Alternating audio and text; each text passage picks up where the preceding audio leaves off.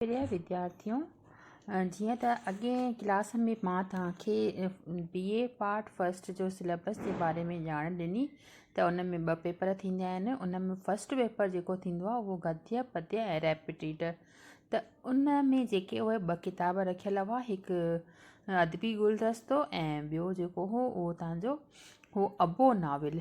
त पहिरियों जेको अदबी गुलदस्तो हो उन में 2 तरह जा चैप्टर ॾिनल आहिनि।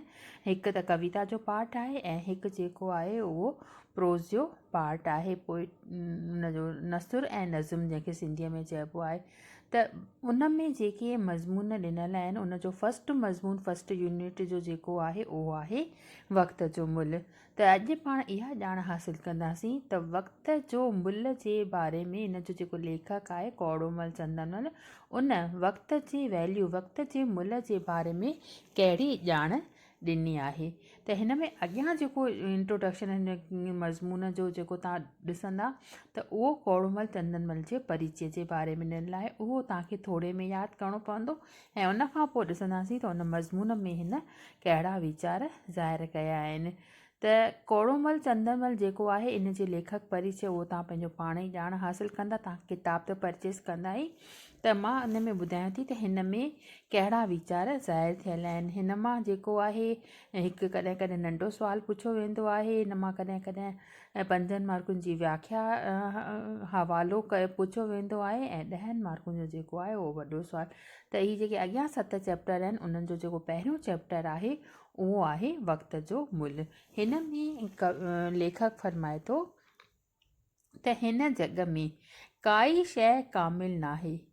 अहिड़ी हिकिड़े संस्कृत कविअ जी राय आहे त हू चवे थो त दुनिया जो घणो भाङो पाणीअ सां ढकियल आहे ऐं उन्हीअ ते माण्हूअ जे रहण लाइ कंहिं बि तरह जी सहजाई न आहे ऐं बाक़ी जेका सुकी आहे तंहिं में वॾा वॾा जबल आहिनि ऐं किथे वरियासी ज़मीन हुअण करे का बि शइ पैदा कान थिए थी ऐं को भाङो गर्मीअ जे ज़्यादतीअ करे खाणो पियो आहे त को सदाईं बर्फ़ सां ढकियो पियो आहे। अहिड़ीअ तरह पृथ्वीअ जो भाङो वॾो भाङो माण्हुनि जे रहण लाइ जोॻो कीन आहे, मगर जिते वण टिण आहिनि ऐं जानवरनि जी कुवत गुज़ारे लाइ पैदाइश थिए थी ऐं ॿियो सभु प्रकार जो सुख सहज आहे, अहिड़ो दुनिया जो भाङो बाक़ी थोरो वञी रहियो आहे। मतिलबु जिते सुख चइजा आहिनि माण्हुनि जे रहण लाइ सभु ॻाल्हियूं आहिनि, उहो भाङो जेको आहे थोरो आहे ऐं बाक़ी जेको आहे उहो छा वारियासो आहे, मिटी आहे, जबल आहिनि, टकर आहिनि। उपाइणहार माना परमात्मा हिन जग में जो माण्हूअ खे हयातीअ जो वक़्तु ॾिनो आहे तंहिंसां उहे साॻिया मथियां लिखियल वीचार लागू थियनि था, यानी जीअं पाणी जबलनि ऐं ऋणनि वग़ैरह सां जो धरतीअ जो भाङो वालारियल आहे तंहिंजे छॾण खां पोइ बाक़ी धरती वञी थी का थोरी रहे, तीअं असांजे हयातीअ जे वक़्त मां जो वक़्तु निंड खंयो वञे ऐं जो खाइण पीअण पहिरण ॾियारीअ जे धंधे माना रोज़मर्रा जी ज़िंदगीअ जे धंधे में लॻियो वञे, जो वक़्तु अणचङाईअ आस ऐं बेक़रारीअ में खाॼियो वञे थो, तंहिं सभिनी जे विञाइण खां पोइ बाक़ी जो वक़्तु पंहिंजे हथ में रहे थो सो बिल्कुलु थोरो आहे। जीअं हीअ ॻाल्हि जेके वीचार करे ऐं दिलि सां हुंडाए माना दिलि में वीचार करे उन में दिलि सां वीचार करे ॾिसे त ॾिसंदो त तंहिंखे चङीअ तरह इहा ॻाल्हि सम्झ में ईंदी।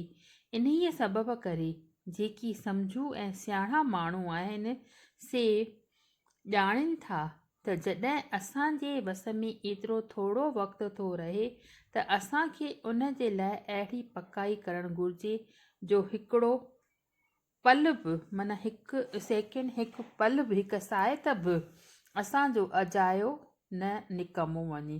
तोड़े डूंगरनि ऐं समुंड जे हुअण करे धरतीअ जो भाङो माण्हुनि जे कम अथवा जोॻो थोरो आहे त बि मंझसि उपत एतिरी थिए थी जो सभिनी प्राणियुनि जो गुज़रान थिए थो। साॻीअ तरह तोड़े निंड बीमारी आर्स ऐं ॿियनि शयुनि करे पंहिंजे हयातीअ जे वक़्त मां पंहिंजे हथनि में बाक़ी को थोरो ई वक़्तु थो रहे त ॿियनि सां भलाई करे ऐं पंहिंजे होश अकुल वधाइण ऐं फज़ीलत हासिलु करण लाइ पाण खे जेतिरो वक़्तु घुरिजे ओतिरो मिली थो सघे।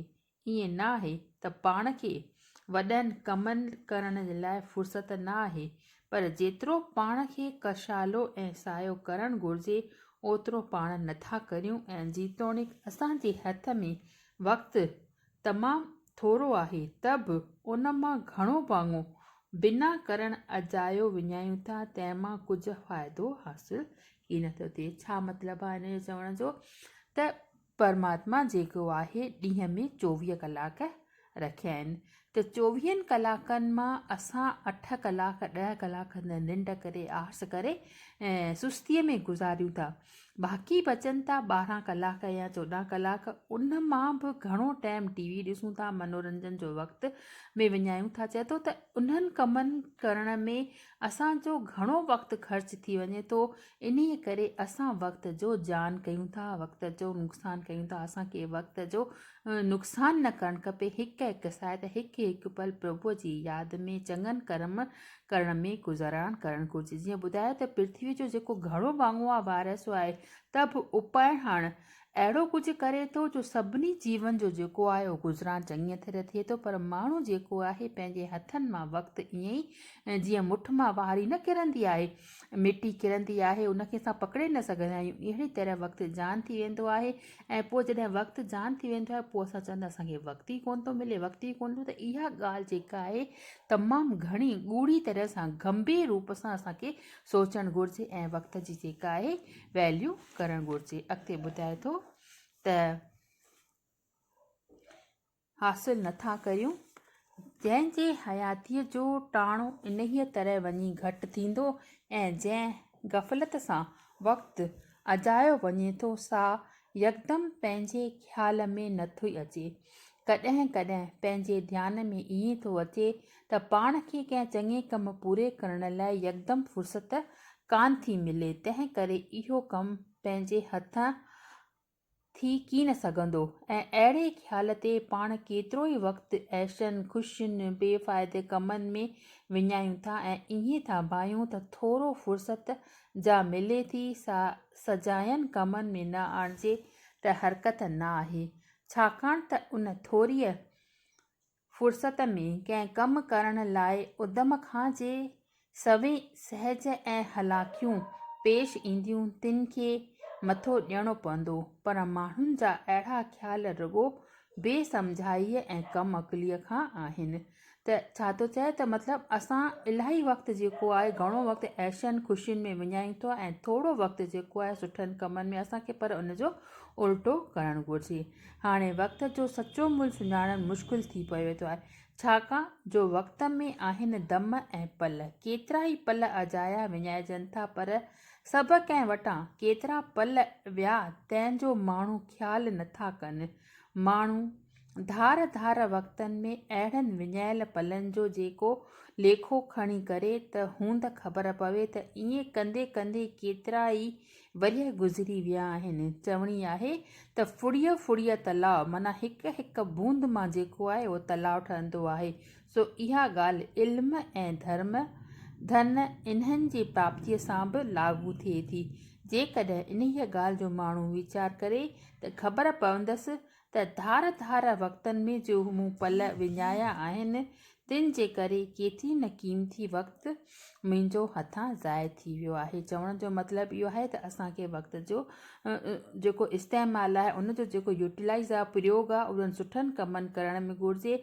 ऐं फुड़ीअ फुड़ीअ जेको आहे बूंद बूंद मां जेको आहे उहो सागर बणिजंदो आहे। वक़्त जे हिकु हिकु सेकेंड जो, हिकु हिकु पल जो असांखे क़दुरु करणु घुरिजे। इन खां पोइ अञा अॻिते बि के एग्ज़ाम्पल ॿुधाए थो। अॼु बसि एतिरो ई, ऐं सुभाणे पाण हिन जे नेक्स्ट पार्ट कंदासीं।